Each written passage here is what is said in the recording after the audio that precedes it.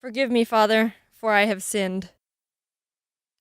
You know how in my last video I said I was an obedient child who never stepped out of line or broke rules growing up? I wasn't lying, but I do have things I've secretly carried on my shoulders for a long time and still feel arguably guilty about to this day. This video isn't just for your entertainment, it's gonna serve as me clearing my conscience and finally being free from these chains of guilt. Also, don't get your hopes up, none of these stories involve murder.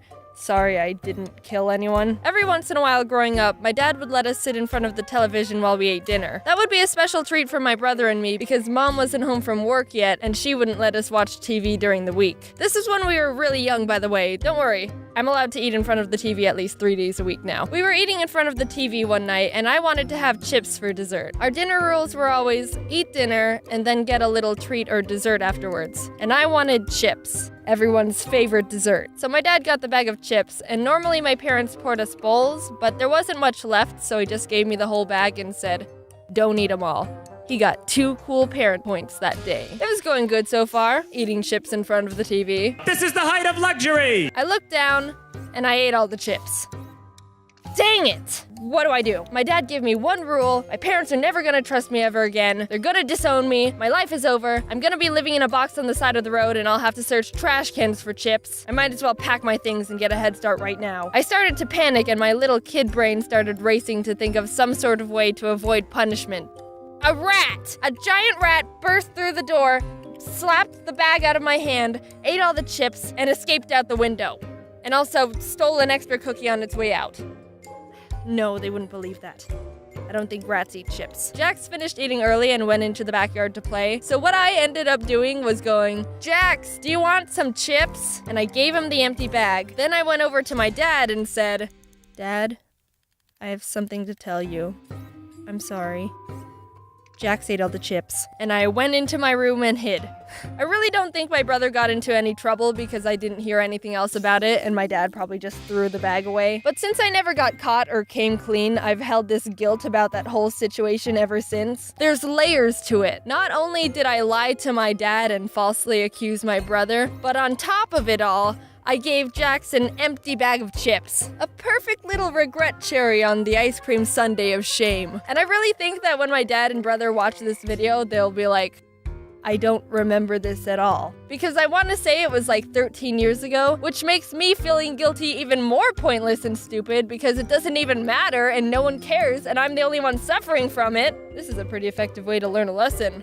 I've never finished a bag of chips since that day. One time I was at recess in 2nd grade playing by myself in the grass. You know, like a frickin' loser. This group of girls came up to me and said, "Hey, we're playing tag and chasing the boys. You should help us." And I was like, well, beats sitting here and getting eaten by ants. So I started running around and chasing the boys with the rest of the kids. It was all normal tag at first, but somehow it started escalating to extreme tag. Extreme as in people started throwing rocks. Being a self-conscious child who had no understanding of personal choices, I was like, oh, well, I guess we're doing this now. So I threw a rock and hit this kid in the back of the head, which may I add took some top-notch skill and coordination considering we were both running and he was a good distance away from me. Not to brag or anything. Ow! I'm telling.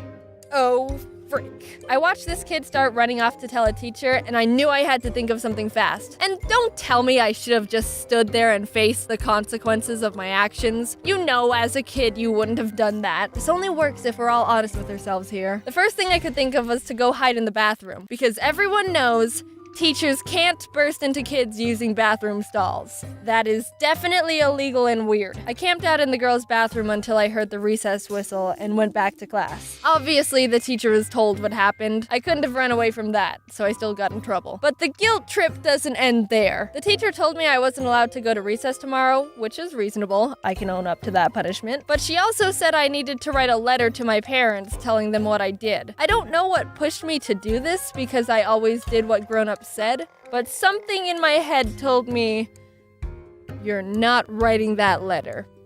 And so I didn't. Later that day, the teacher came up to me and asked, "Did you write the letter?" Yes. Please don't ask to see it. Please don't ask to see it. Good. And so my parents never found out. Until right now. In this video. Please don't ground me, Mom and Dad. I don't know the statute of limitations on throwing rocks at little boys, but it's been 8 years.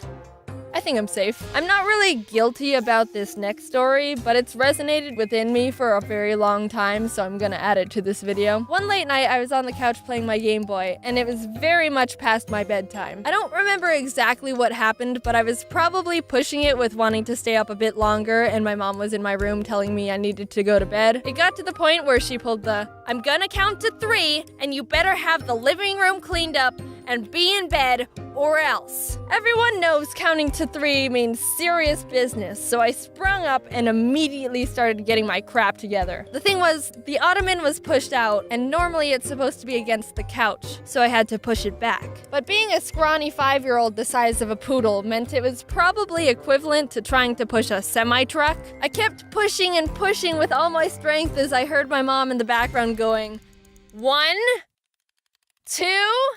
Eventually, I just crumbled to the ground in defeat and started crying, and my mom found me on the floor curled up next to the ottoman. I felt guilty I couldn't move the ottoman. But hey, you don't need to feel bad for me. Look at me now.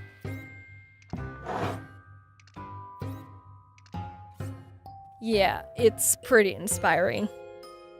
So yeah, those are the types of things my brain flashes back to when I'm wanting to feel guilty. For the record, I've not thrown a rock at anyone else ever since. I've got a pretty good thrown rocks to not thrown rocks ratio going on. Also, thank you to everyone who's been sending me happy birthday messages. That was very nice of you. You can see here I'm trying to squish in as much art as I can because I got so much, it's crazy. Watch this. And with the power of editing, boosh! 2 conveyor belts of art. Whoa! Look at them all, sliding across the screen like they've got somewhere to be. See you later, little buddies. Thank you for drawing me things. It's awesome, and I like it a lot. My birthday is September 27th, so a couple days ago. I'm 20 now. Did I do anything? No.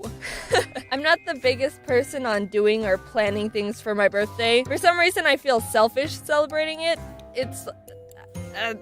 I don't know, my brain's weird. I know that thought process is kind of ridiculous, and I love celebrating other people's birthdays. I just have trouble celebrating me. But some of my friends got me gifts and made me feel special, so that's nice of them. Anyway, thanks for watching the videos. I'm 20 now. I'll talk to you later. I'm hanging up now. Bye.